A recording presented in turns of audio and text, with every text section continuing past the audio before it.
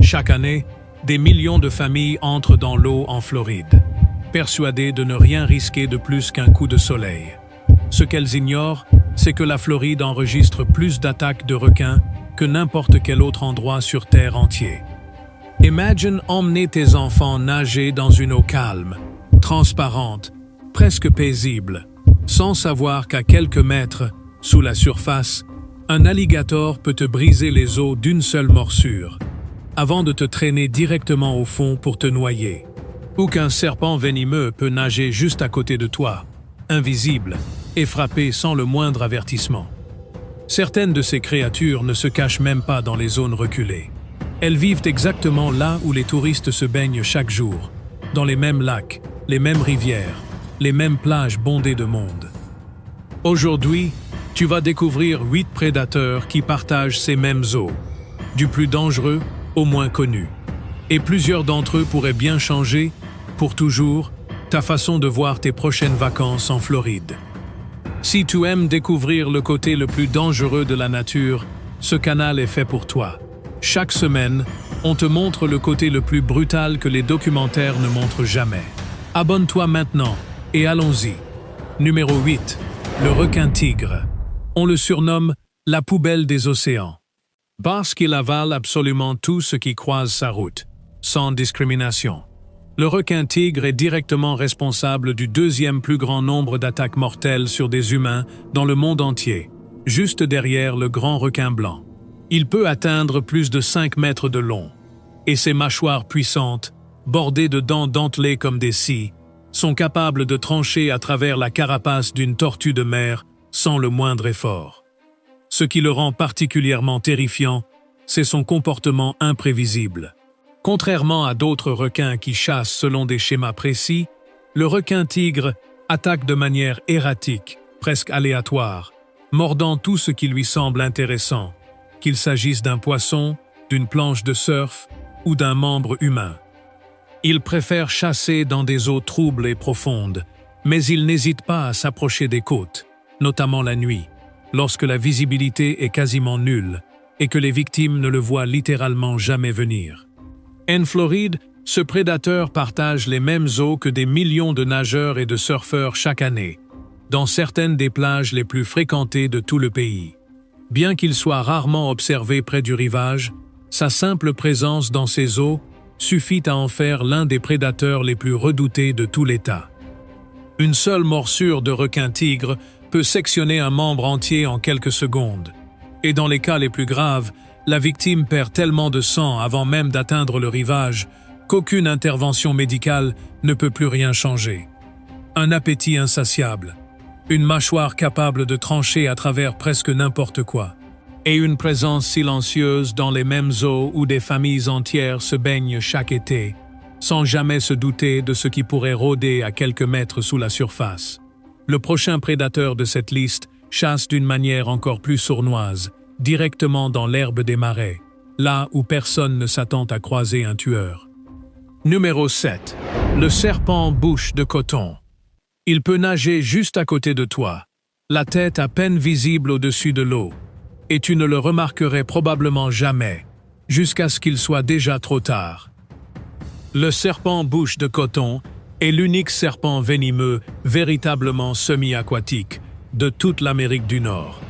Il tire son nom sinistre de l'intérieur de sa bouche, d'un blanc éclatant, presque fantomatique, qu'il expose grand ouverte lorsqu'il se sent menacé, un avertissement visuel terrifiant avant l'attaque. Contrairement à la plupart des serpents, qui préfèrent fuir au moindre danger, celui-ci se montre étonnamment agressif et territorial. Il ne bat pas systématiquement en retraite. Il tient sa position, se prépare et frappe si l'intrus continue de s'approcher. Son venin hémotoxique attaque directement le sang et les tissus environnants, provoquant une douleur immédiate et intense, un gonflement massif, et dans les cas les plus graves, une destruction progressive de la chair autour de la morsure. Sans traitement rapide, certaines victimes risquent une perte permanente de mobilité dans le membre touché.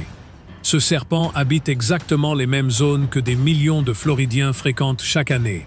Marais, lacs, rivières lentes, canaux résidentiels, et même certains fossés d'eau stagnante, en pleine périphérie urbaine. Il peut nager en surface aussi facilement que ramper sur la terre ferme, ce qui multiplie les occasions de croiser accidentellement le chemin d'un humain, que ce soit en kayak, en pêchant depuis la berge, ou simplement en marchant près de l'eau. Ce qui le rend encore plus dangereux, c'est sa capacité à rester complètement immobile, confondu avec les branches et les débris flottants, invisible jusqu'au moment où il est déjà bien trop tard pour réagir. Une bouche blanche comme un avertissement silencieux. Un venin capable de détruire la chair environnante en quelques heures. Et une présence constante dans les eaux calmes où des familles entières pagaient, pêchent et se baignent chaque été, sans jamais soupçonner ce qui pourrait flotter juste à côté d'elles. Le prochain prédateur de cette liste ne nage même pas.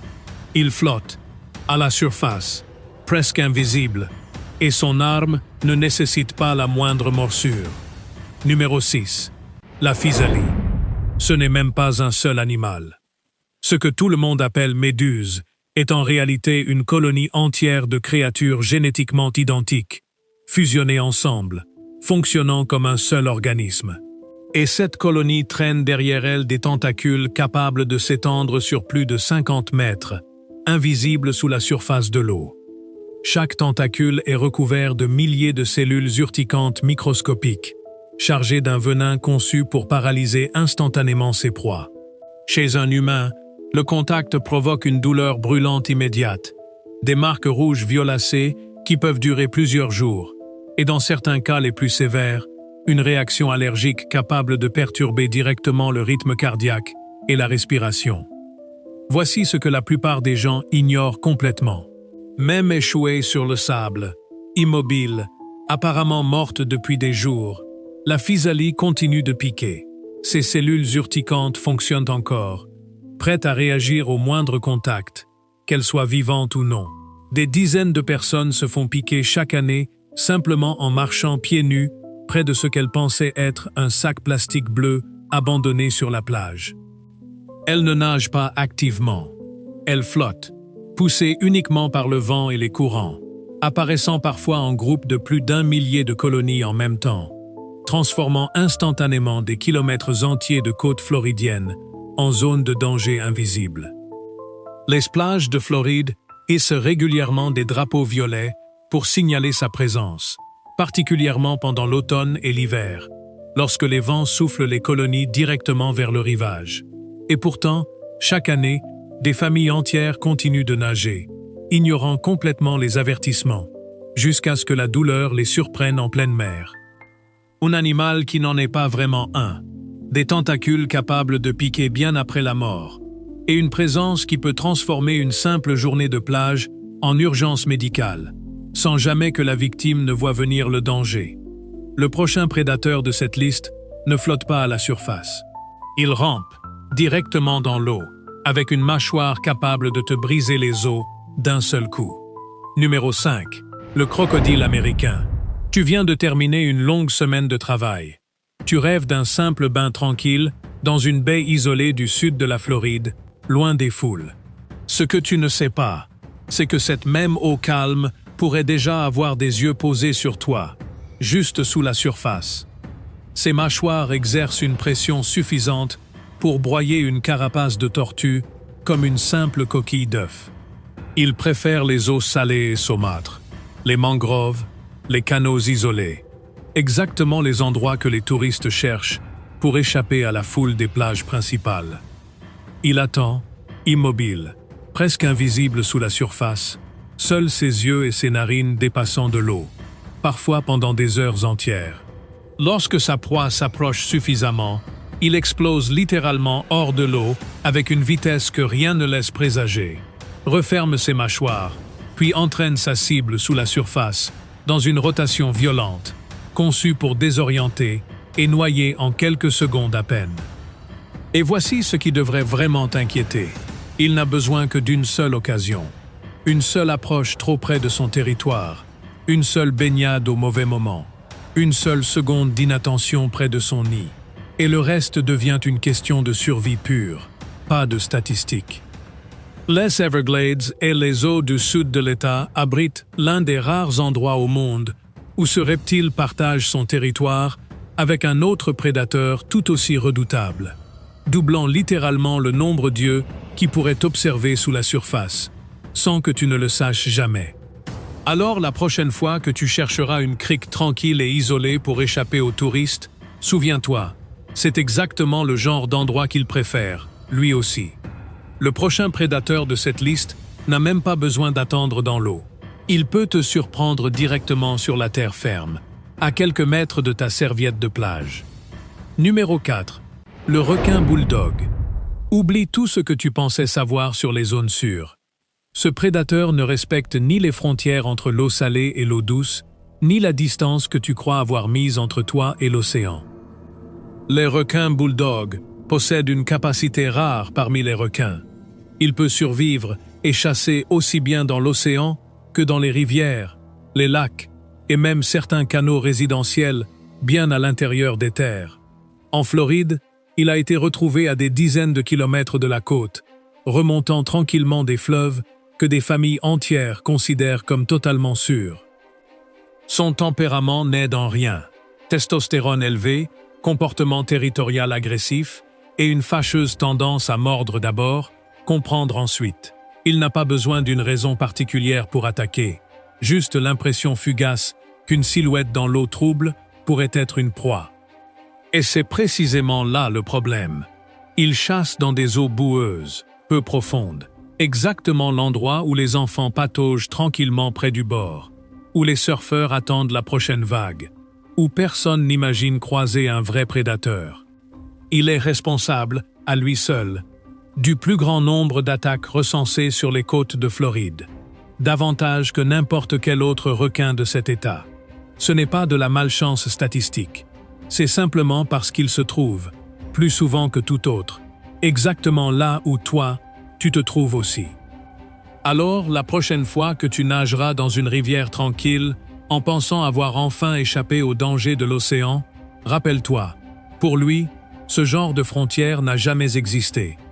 Et le prédateur suivant sur cette liste n'a même pas besoin de nager. Il rampe silencieusement, et il pourrait déjà être plus proche de toi que tu ne le penses. Nous voilà arrivés au top 3. Les 3 prédateurs les plus insaisissables de toute cette liste. Si cette liste te fait déjà froid dans le dos, abonne-toi maintenant, parce que ces 3 derniers vont te faire regarder l'eau d'une toute autre manière. Numéro 3. Le python de Birmanie. Il n'est même pas censé être ici, et c'est précisément ce qui le rend si terrifiant. Le python de Birmanie n'a aucun prédateur naturel en Floride. Introduit accidentellement dans les Everglades il y a quelques décennies à peine, probablement par le biais du commerce d'animaux exotiques, il s'est multiplié de façon incontrôlable depuis, certains spécimens atteignant plus de 5 mètres de long et pesant près de 100 kilos, suffisamment massifs pour immobiliser et étouffer un cerf adulte en quelques minutes à peine. Sa technique ne repose ni sur le venin, ni sur des dents tranchantes capables de déchirer la chair. Il enroule son corps entier autour de sa proie, resserrant son étreinte progressivement, un peu plus à chaque expiration, jusqu'à ce que le cœur lui-même cesse de fonctionner. Une mort lente, silencieuse, et pratiquement impossible à éviter une fois la prise solidement établie. Son camouflage est redoutable. Confondu avec les feuilles mortes, les branches tombées, les zones d'ombre dans l'eau trouble des marais, il peut rester complètement immobile pendant des heures entières, attendant patiemment que sa proie s'approche suffisamment près, sans jamais laisser deviner sa présence à quiconque passe à proximité.